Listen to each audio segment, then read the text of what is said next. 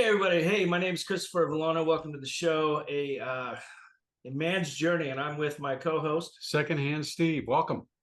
And today's show, as you know, we talk about being in the rare disease space as men, as caregivers, rare givers, and what that's like. And every once in a while, we have somebody that we like to come on the show and talk in the same realm. So you're not just listening to us two yahoos all the time, but tonight we have Jonathan Dix. Welcome, Jonathan, to the show. Welcome. Thank you, guys. Blessed to be here. Nice. So, Jonathan, I'm gonna pump your ego a little bit, just so you know. Here we go.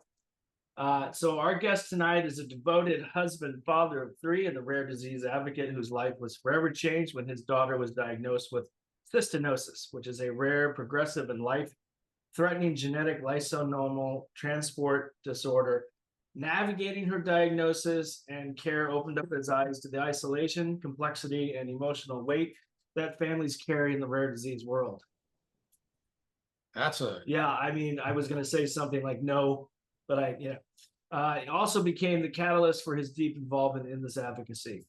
He's like one of us guys. Trust me, he's doing a lot more than me. So now he serves as the president and the VP of development for the Cystinosis Research Network. Acronym is CRN. This is a national nonprofit supporting patients and families while advocating research and treatment. In this role, he has helped shape the organization's long-term financial strategies, has secured vital grant funding, and significantly expanded the scope and reach of the CRN's programs. Jonathan's efforts have directly contributed to the growth of initiatives like the Care Package Program, academic scholarships, and CRN's ability to fund a myriad of valuable research and sponsor key global partnerships. He plays a critical role as a donor engagement and long-term sustainability planning, ensuring CRN remains a stable and impactful force in the rare disease space. It just goes on and on. In 2025, Jonathan will be participating in the National Kidney Registry Paired Kidney Exchange Program, donating his kidney as a part of his national chain to ensure that his 9-year-old daughter, Ella, will receive this life-saving transplant. After more than 15 willing but incompatible potential donors were ruled out, he has stepped up and forwarded himself into this role. It's a deeply personal decision for Jonathan, which is rooted both in love as a father and the belief that no child should wait alone for the chance to be alive. Outside Jonathan's advocacy work, he runs a personal training program in Cincinnati.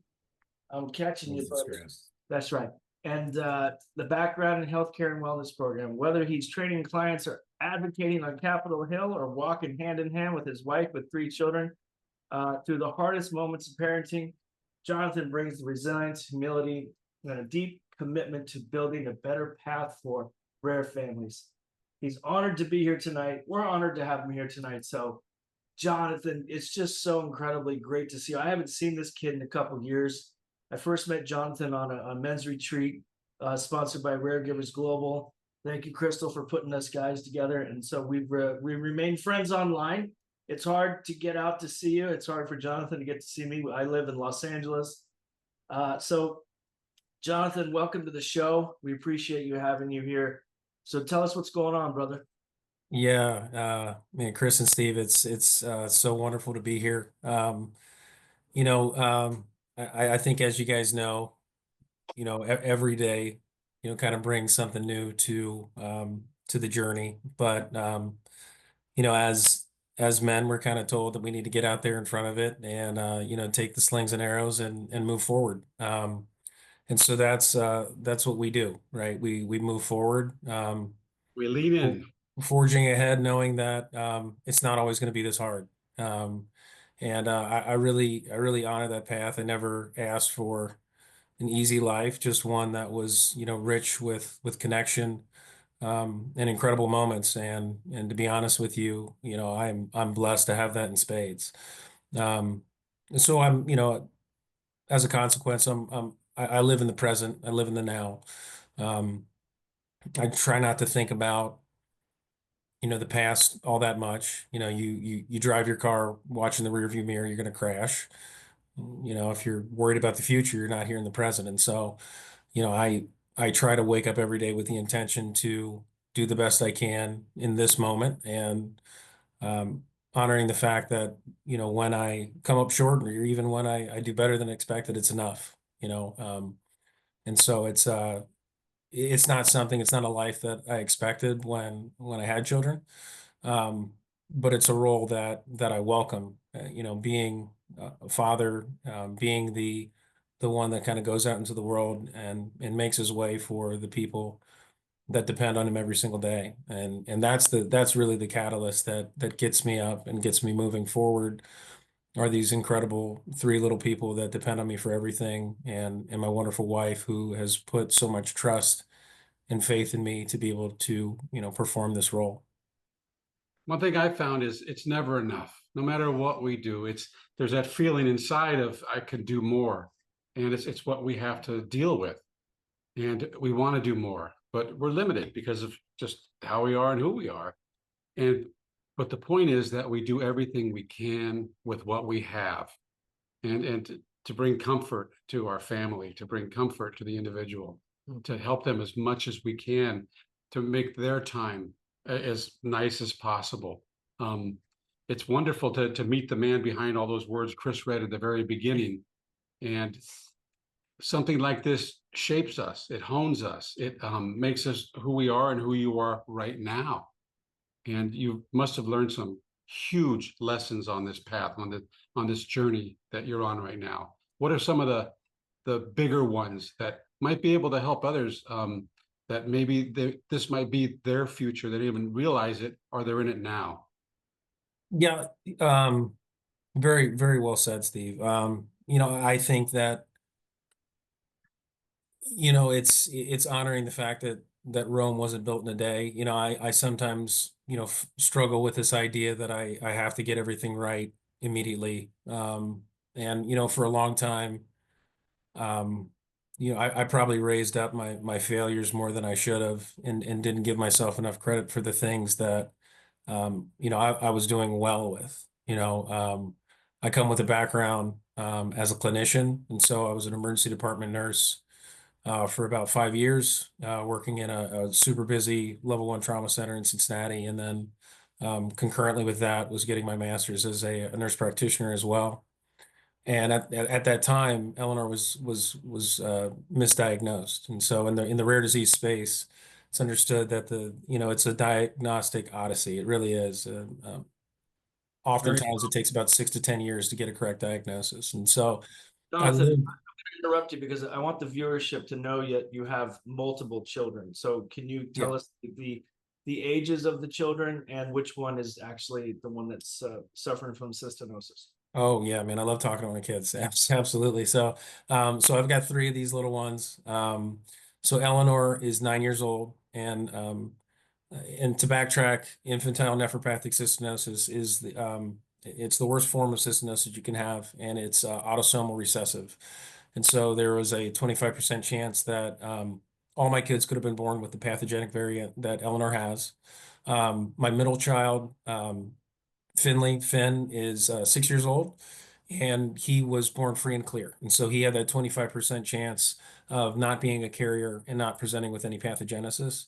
And then Teddy, my youngest, who is creeping up on 15 months now, he was born as a carrier, so just like mom and dad was. So, but no pathogenesis. So from his standpoint, uh, we advocate hard, but he's going to have to be exquisitely in the know on his partner and what that genetic predisposition looks like. It's cystinosis. It's ultra rare, so there's only about 2,500 cases in the world, about 500 in the U.S.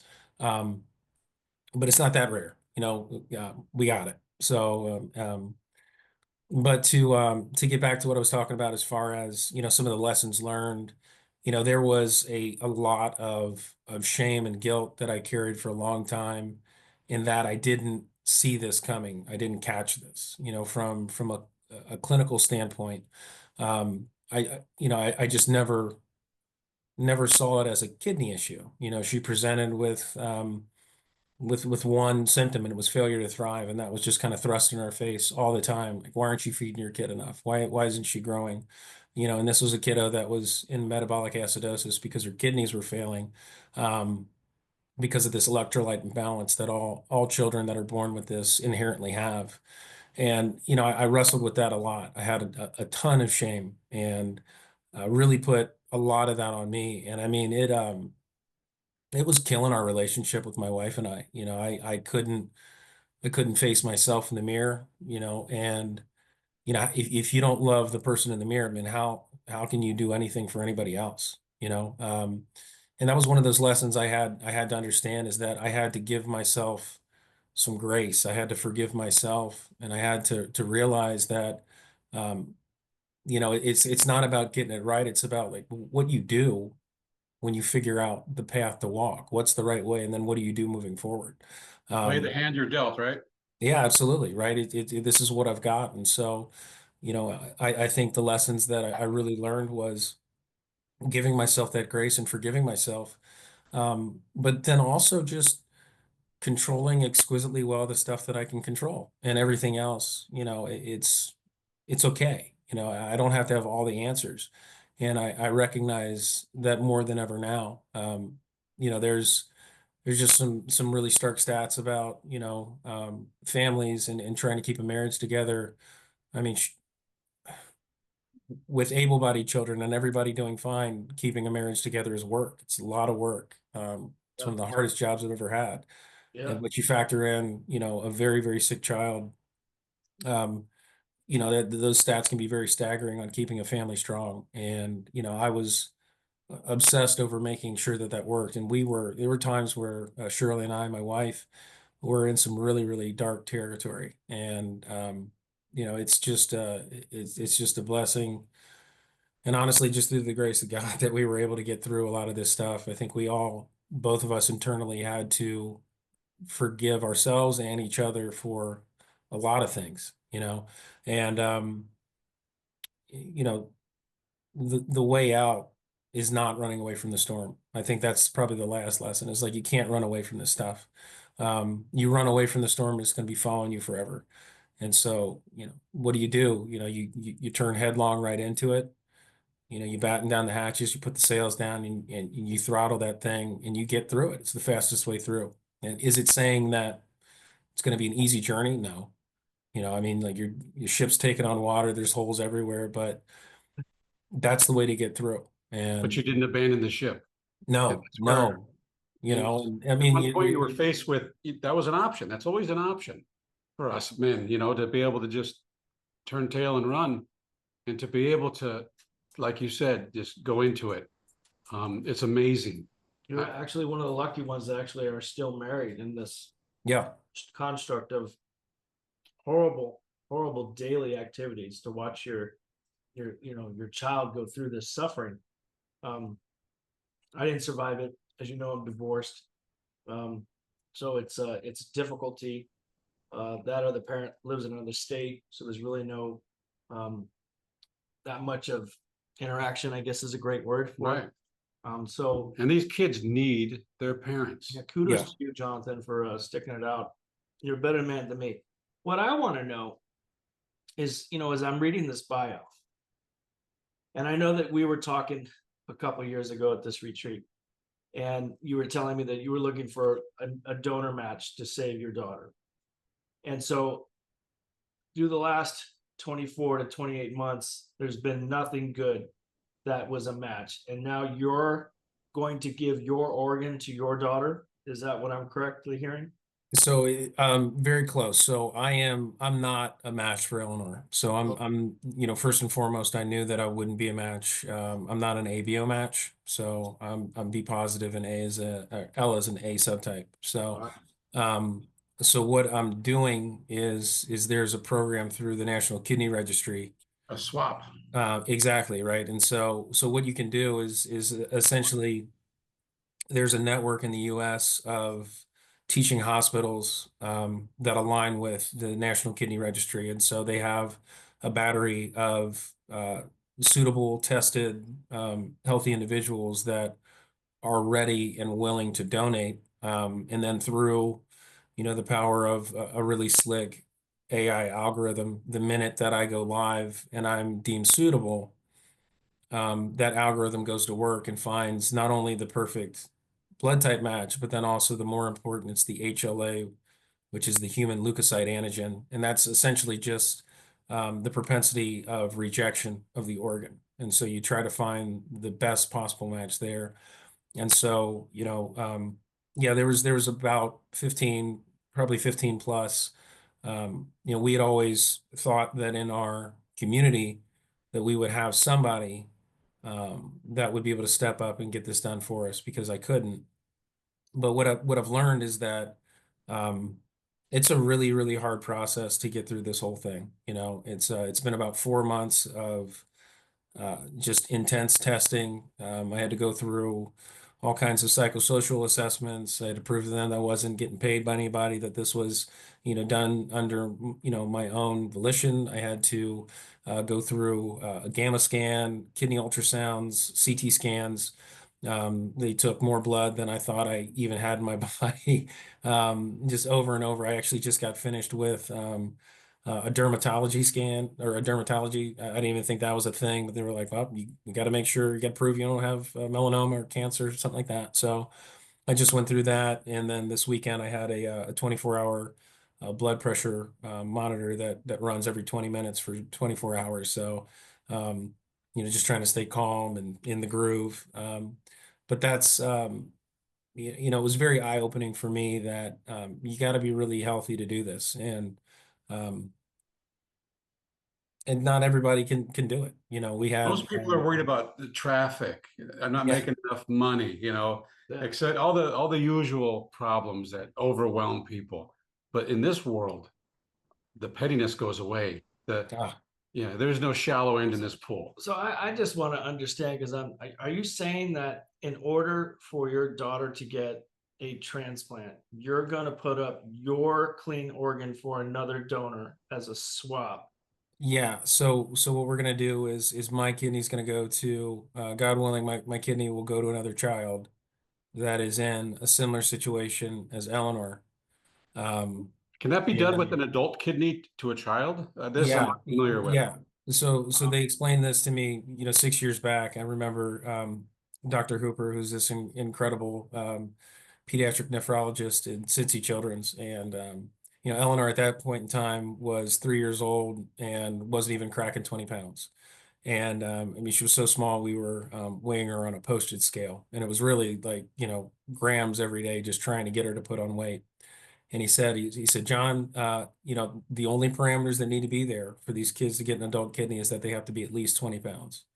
And so that was the goal back then. We had thought that she was going to need a kidney way earlier, right when she was diagnosed. But um, just like I mean, she's just a fighter and she's proved everybody wrong every step of the way. And so she actually regained an incredible amount of kidney function, and she's been able to operate on two kidneys that right now she's at about probably 17% total kidney function. Back then, we were looking at around sub 50. And she's never known a life with a good working kidney, and she's still, Wow. the light of the world, man. This kid's incredible. She'd never tell you anything's wrong with her. And so It's amazing how these kids shine. There's something magical about them almost. Yeah. This level of acceptance of they don't even. It's almost like their situation is just part of their experience. Well, And I don't think they know any better. yeah, well, we get frustrated and anxiety and pull our hair out. They just kind of go with the flow. It's amazing. It has to be experienced to see it, and you get to see it every day. Now, is she on dialysis? A few days a so week? she's not to that point. And the way they explained it to me, her being so young and so small, that would be a last resort to do that. It's really, really tough on the body. And so they would go for a deceased donor kidney before they would think of going for a dialysis route. But these kids I mean, they approach everything with the wonderment of a child, like, what can I do? There's no ceilings with these kiddos. And honestly, that's what she's taught me. Oh, they are our teachers, that's for sure. I mean, it's I get really emotional thinking about it, but But the things that would frustrate me, I realized were just it was just like the stuff that Eleanor was pulling out of me that I hadn't dealt with as a kid. I had a really tough childhood with a very abusive father, and love and acceptance and things like that weren't part of my childhood. And she has taught me in the most wonderful, they all have taught me in the most wonderful of ways, that who you are right now is enough. And like you said, Steve, it's like the pettiness melts away. The things that I thought were important when I was younger, the job or the salary or the status, man, that doesn't mean anything to me anymore. It's I obsess over my family. I obsess over the quality of life that they have, and I realize just how fleeting life really is. Like, we don't get a second chance of this. There's no do-overs. It's not the dress rehearsal. Like, this is the main attraction, and this is it. And so, Mm. I choose every day to act as if tomorrow might not be there, because it's a real possibility. If everyone thought that way, there would be no war. There would be no strife. If everyone understood that it's all, there, like you said, there are no do-overs. This is it. This is not a rehearsal. This is that breath you just took is gone forever. That's it. Yeah. You're one less. And everything you've laid eyes upon will perish. I like to look at it as I'm on loan, even this body I got. Yeah.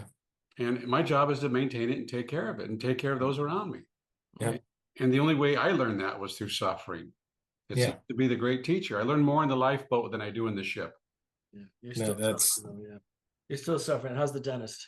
The dentist is making a lot of money on me this year. 2025 is the year of the dentist for me. Yeah. So if anybody wants to ask Jonathan a question, just put it down in the comments and then we'll read it to Jonathan. So if you have any questions, Jonathan Dix talking about cystinosis, and what an amazing family father who's going to step up and donate a kidney to get a kidney. I didn't know we couldn't, live without our kidney. I guess All we need is one. all we need is one. And we live in a time of technology where Yeah. Eleanor was born into this time where she has the greatest chance Yeah. of a good, full, healthy life. Right. And now it's just a matter of the timing and the circumstance. Wow. And your life is kind of on hold almost until this happens, but not. It's interesting because it's all necessary. What happens if she gets the donor?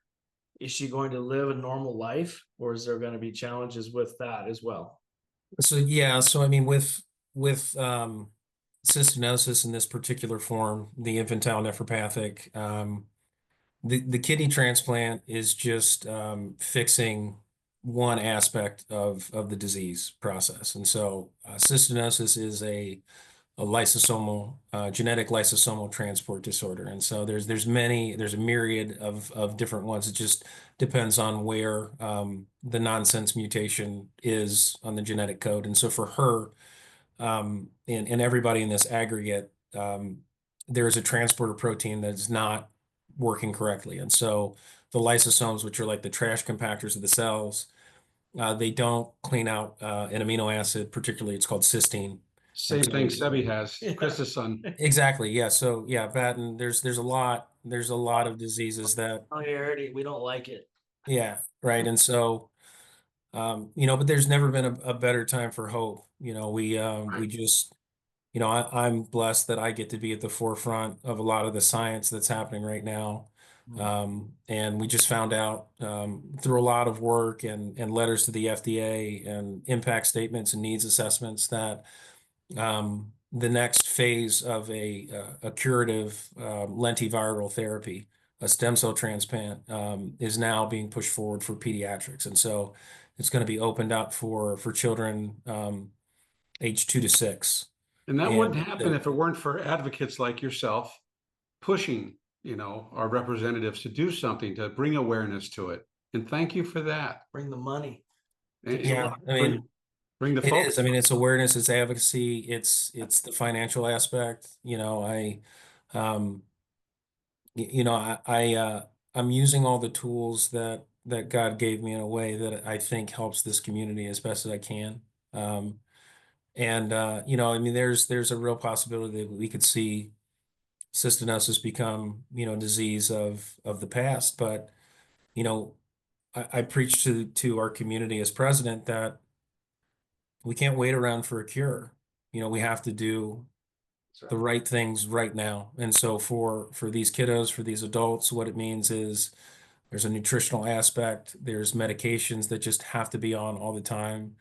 You know, um, we live and die by timers in my house, and so there's a timer that goes off every hour on the hour so that she can get her eye drops.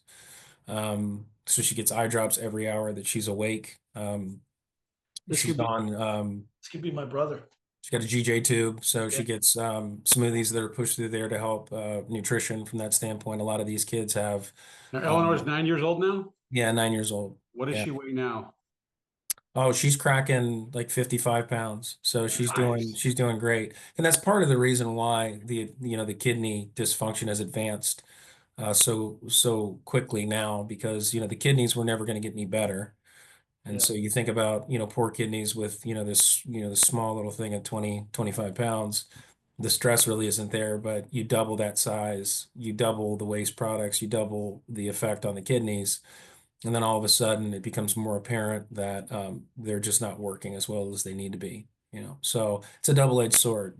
Getting her strong, getting her big has advanced the kidney disease to a level now, like I said, below 20%, to where a kidney transplant is necessary. And so she's going to have to have multiple in her lifetime.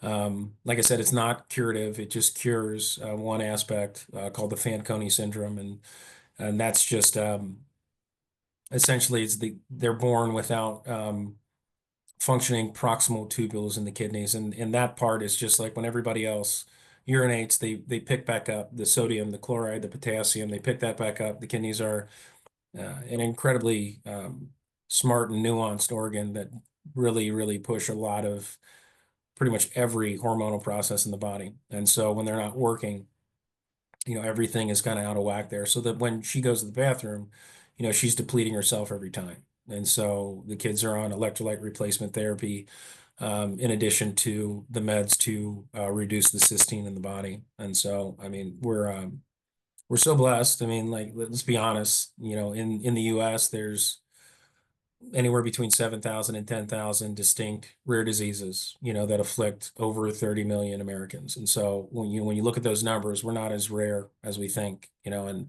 I'm always reminded of that when I take families and new board members down to Washington, D.C. for Rare Disease Week on Capitol Hill. And we just got back after, this event in February. And it's always an eye-opening experience for me because, every time I go down there, um, you know, I'm thinking like, am I going to see my friends? Are these people still going to be here? Right. Yes. It's wild because there are many of these diseases that have no known therapies and no cure whatsoever. And these are parents that are told to take their kiddos and go home and make them comfortable. And it's heartbreaking. You know what I It mean? is. They told me that in the diagnosis day. Nothing can be done. Go home Yeah, and love on that kid. Here we are, beating the odds 20 years later. He's not the best version of himself, but he's still around. Very much, like Jonathan said, lysosomal storage disorders. They take a toll because the brain is eating itself alive. All the toxicity, there's just nowhere for it to go. We can't take out the trash. But we're doing EE systems out here where we're doing detox therapies to get rid yeah, of some of that trash out here, using lights and frequency healing, and we're having a really positive effect on it for him. So we are like you. We're just like scouring different types of things, and yeah. I hope that you guys get that kidney ASAP and it works, and we can get, I guess, prolong this potential cure that's going to come through. And it sounds to me that you guys are already working on that. I have a question about Rare Disease Week in Washington. I've never been. I guess terrified to go to see, over probably, like you said, 7 to 10,000 representatives of different rare diseases, all asking for the same thing. Do you feel that your voice is lost in such a vast group of advocates when you go there, Jonathan? Or is it the numbers that matter more of everyone showing up and being heard? I think that's a two-part answer. I think it's, it's the conglomeration of all the voices together, with this resounding crescendo of, we are not as rare as you think, and it's worth the investment, it's worth the time. Every Life Foundation is the organization that puts this on, and they've tapped the financial burden to the U.S. at upwards of 1 trillion, as far as money that's lost in insensible losses and time away from work, and heightened premiums. I mean, it costs so much money to do what we're doing now, and so the cost to cure these things, to put therapies at the front line, to invest in ways to get biotech companies to be able to find profitability in this. And that's part of it too. It's just, you got to be able to have companies that can exist and make a small profit so that they can continue to do these things. And,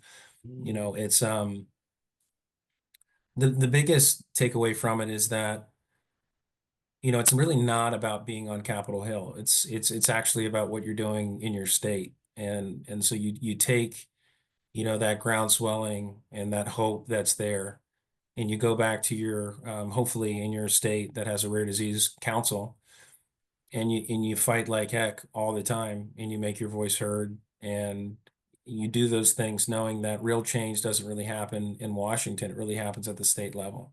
And that's really No, kind of how it's supposed to be. Yeah. Nobody's really coming to save you. So what are you doing in your home state?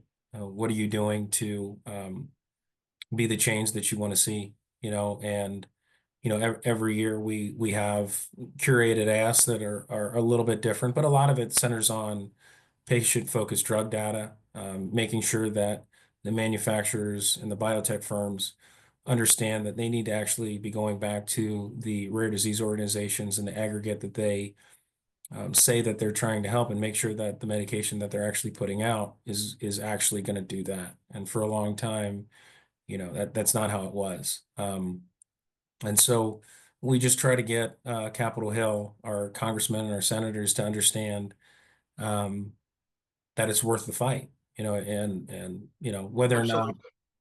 whether or not we make a change that particular day, it really isn't the point. It's about kind of being the change you want to see. It's creating your own momentum so that when you get back home, you continue the whole thing there. I mean, they Yeah. see, congressmen and women in the senators see so many different aggregates and lobbyists every single week.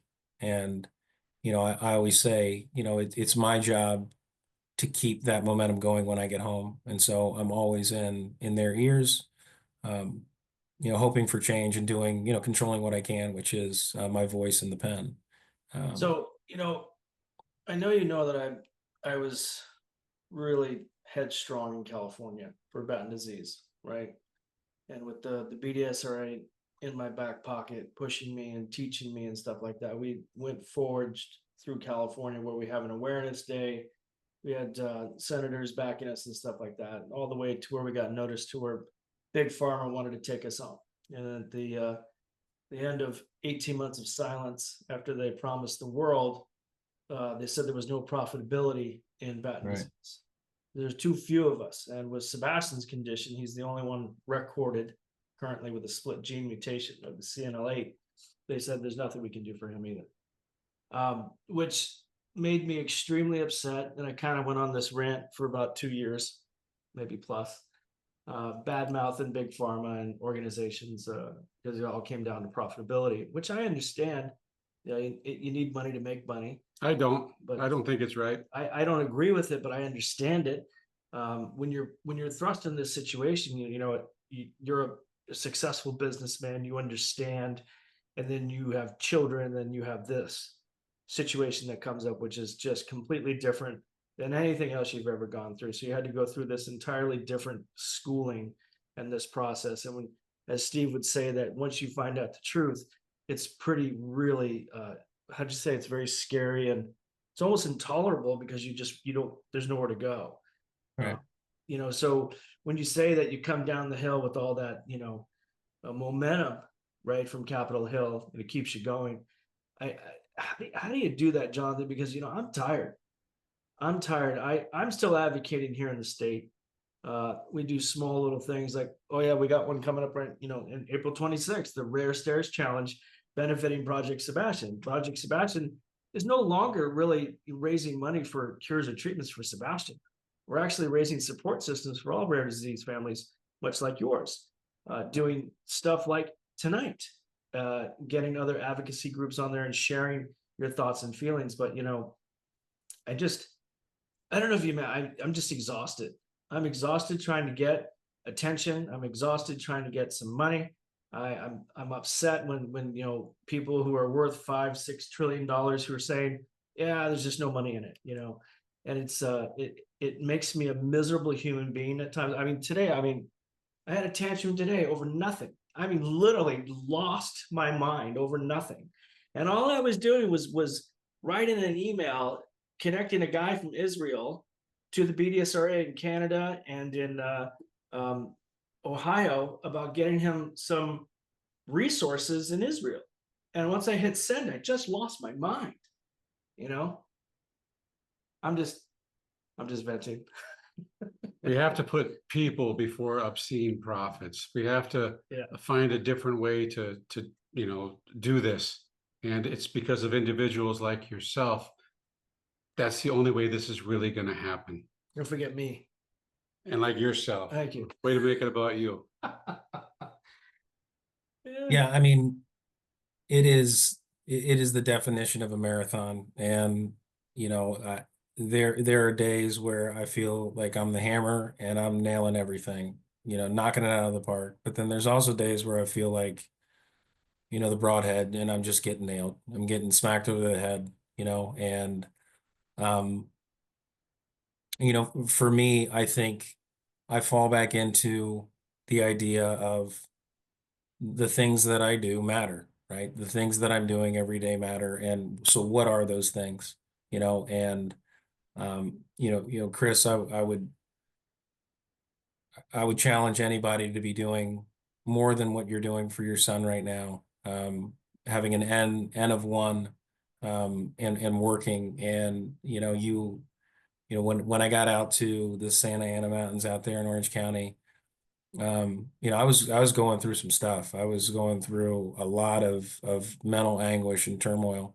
And being able to be with these complete strangers who were anything but, we didn't know each other from Adam, but we all had a very real and visceral shared and lived experience. And the advocacy role in being able to pull myself back sometimes from the things that I'm going through to be able to see what others suffer with and have the opportunity to limit that suffering. It was the code of ethics in medicine is always first and foremost do no harm, right? And I've tried to live by that in what I walk and what I do in life, and it's wildly important for me to have a say in what's happening with this condition that afflicts Al. And so being able to be a mouthpiece for good for this community, I think is incredible. If I didn't have this, if I didn't have this outlet, if I didn't have this ability to do good things in the world, I don't really know where I would be. I think I'd be a very angry person, and certainly wouldn't have been seeking out connection and wouldn't have had the opportunity to meet Crystal and to meet these incredible people that come in and out of my life all the time. And, some of them are directors of marketing and some of them are, biotech scientists. And, everybody, kind of gets this blanket wrap sometimes about the profitability. But what I've found is that in these firms are some of the most incredible angels and people that are doing this work because they truly want to make a change. And so I think for me, it's about focusing in on those people in those moments and realizing that, I don't have to change the world, but if I can change somebody's heart, if I can get them connected with resources, if I can limit suffering in some way, shape, or form every single day, whether it's in my own household or in our community, then that's a day worth spent on this earth. And Well said. it really is, and I don't sit up here and say that I have great days all the time. Like I said, some days are just just a cacophony of just, I'm not going to curse. No, the pendulum swings. That's But it reality. does, A Yeah. cacophony. And right? we take the seemingly good with the seemingly bad and Yeah. everything in between. What does that mean for us, like not smart people? Cacophony? Uh, Synonyms, crescendo, right? Just a blaring loud. Right, there you go. There you go. Another thing too, and this is what happens in the rare disease, and you've made yourself an expert. You have a medical background, but I would put you in front of 99% of the medical staff today on kidney knowledge of this disease. I would put Chris above all the, almost every doctor on Batten's disease. Oh, wait a minute. Every parent takes this on, every that has the ability. Yeah. It makes themselves an expert, and it seems that they become the voice of reason. They become the what people will listen to, because the medical community is kind of behind. But you have a direct interest. You are tapped right into this matters, and this is why. And to see someone like yourself, educate yourself, advocate for yourself, find out every angle, every nook and cranny, no stone left unturned, so that you could help your daughters. It's nice to meet a real human being. Oh, thank you. That's very nice. Appreciate that, Both Steve. of you.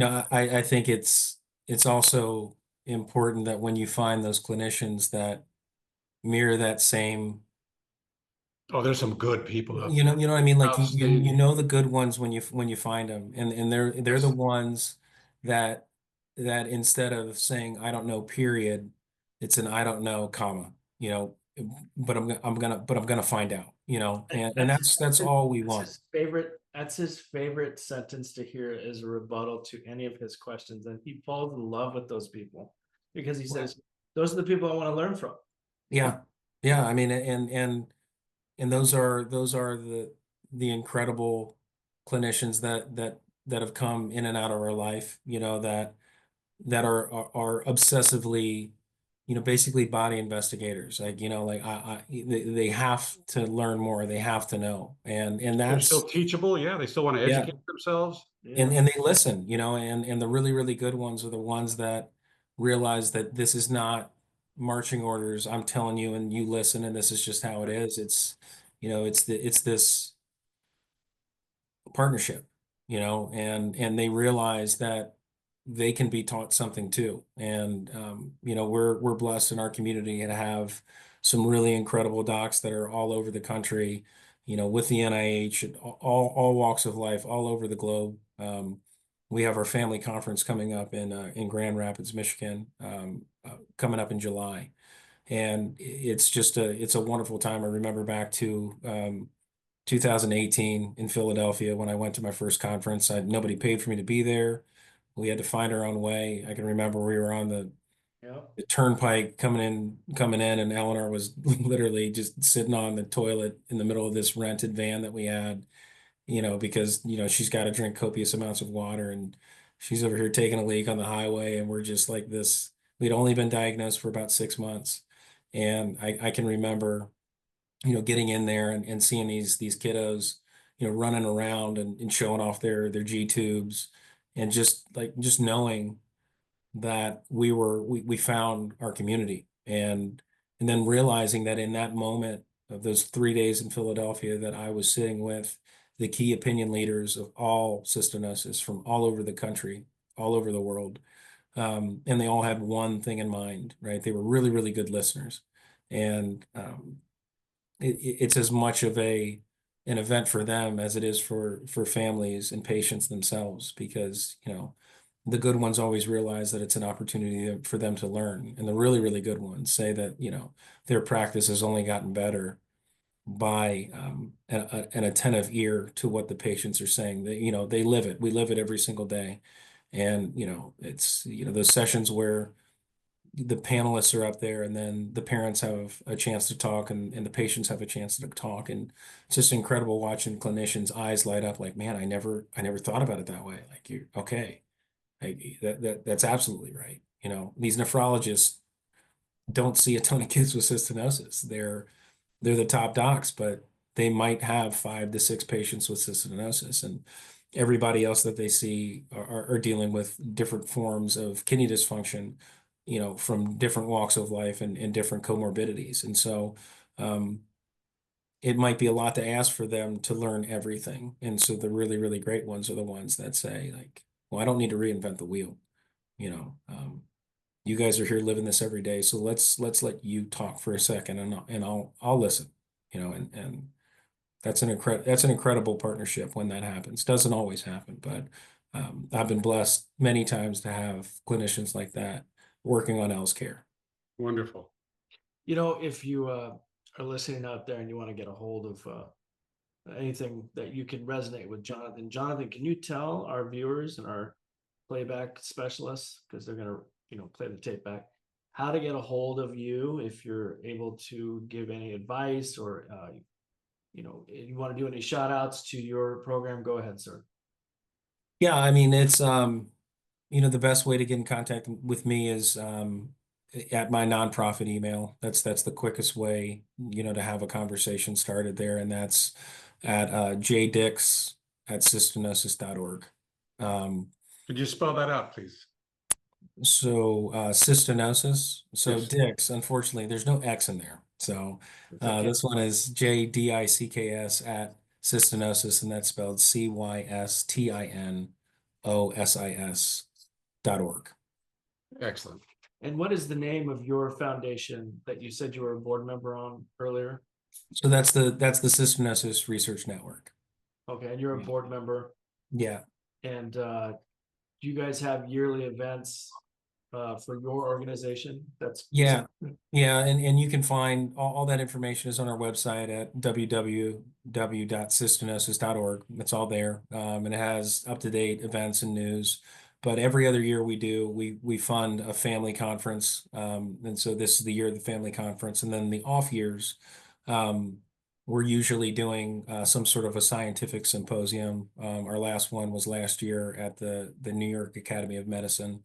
And that was, you know, just, you know, great events. The research network kind of exists to not only, you know, fight for a cure, but we also exist for the families and family support, Yeah. education, as well as education for clinicians as well there. And so, you know, we find ourselves kind of walking that thin line between research and family support, and where we hang our shingles are, it's kind of in the minutia of what it takes to live with, to care for, you know, someone with this disease. And so we have, you know, a myriad of services, um, and you know, we just try to be there and be that catch-all for everyone in the community. We do a lot of work in sibling support. That's a really, really important part, and something that I'm very passionate Huge. you know, we can't forget these warriors that are going to be the advocates of tomorrow. And so it's something that I'm so proud of, you know, my boys. You know, Teddy's already seeing it. He already sees Eleanor get her growth hormone shot every night. And he sits there and he kind of watches her, and he knows something's going on. And Finley, my middle child, he's just one of the sweetest kids around. And you know, while he gets on his sister's nerves a lot, you know, they're inseparable. And it's something I think about a lot. You know, with the transplant coming up, it's not just about Eleanor, it's also about, you know, holding those boys in the way that they understand that they're part of this journey too, you know. And I told you that there's going to be a need for another kidney transplant down the road because she's so young to have this done right now. And all those boys are A subtypes, would be perfect matches for her, but it's their choice, right? You know, So I gotta tell you, Jonathan, listening to your story and talking about going to conference and going to Capitol, I'm starting to get excited. I haven't been to the Baton Conference probably since it was in Denton, Texas, a couple of years ago. I should probably go back and check in, because I do have a lot of I have a lot of followers out there, a lot of friends out there, people who want to know what's going on. But I also feel like if we don't check in, we will just disappear. Yeah. It is a very obscure and lonely place. Yes. And so, you know, I don't know. Why don't you call me? Why don't you take me to Rare Disease Week next time? I'll go with you. You Hell know? yeah, man. You let me know the date of the Batten disease, and I'm there, brother. Yeah, you want to come? I'll come to yours. You come to mine, then we'll go to DC together. Absolutely, man. It's a heck of a I good need a time. rare disease father, a rare disease trudging buddy. Wingman. Yeah, I mean, I don't mind this fool back here. He's playing coy because this guy, he's got a stepson that is diagnosed with severe autism. He stepped into that role as a stepfather, so he also works part-time for Sebastian. So he's got a lot of knowledge here too. He's my support system. Yeah. Yeah, we'll make it a trio. Okay, so Yeah, road trip. Yeah. Get in the car. We're going. Get in the car. Let's get in the car. Jonathan, it's been amazing to have you here. Absolutely. Tonight. Thank you. Appreciate Yeah. your your demeanor is very calm, but it's actually kind of inspiring. I mean, You leave an impression. You definitely do. I feel like I need to I mean, you can't see it on this wall here, but this is the wall of government, and this back here is the wall of foundation achievement. But I think I need something federally up there, like a picture on Capitol Hill with me and John. I don't know. I feel like I need to get back in the game and stop. Let the action come first, and the Well, picture comes later. Well, I need to stop bitching and complaining and just get into action again. So this is a great vehicle for me to do that. But outside the house and doing Sebastian's new treatments, it's just been taking all my time. yeah. So this is good for me, and I'm glad that you're available for us, and I'm glad you show up for others. And if there was another retreat coming up in Santa Ana, you think you might make it? 100%. I'm I gonna clear put- I'm gonna the put only that thing that on. would stop me. The only thing that would stop me would be this kidney transplant. So Well, I know Crystal's watching this, so Crystal, I'm in charge. Let's do this. Let's get the guys together and let's have a nice retreat again. What do you think, Jonathan? Yeah. it was life changing for me. Yeah. Life changing for me. Some incredible stuff happens when the guys get together, and I owe you, I think, an ice plunge, don't I? I do. yeah, you do. Yeah, you do. Well, John, that's all the time we have for you. Thank you so much for joining us, and we appreciate you coming out. So if anybody wants any information about where to get a hold of Jonathan, just go back and replay this thing.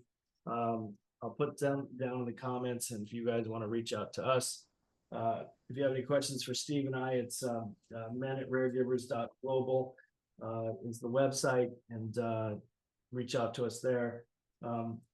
If you ever wanted to get on and check out what's going on with the guys, go to raregivers.global and check out some support systems for the men, and touch base with us. Drop us a line, and we'll get in touch with you really quick. That's how we got a hold of Jonathan. So, it wasn't that hard in the span of less than a week. So that's it. You've been watching A Man's Journey. I'm Christopher Velona. I'm Secondhand Steve.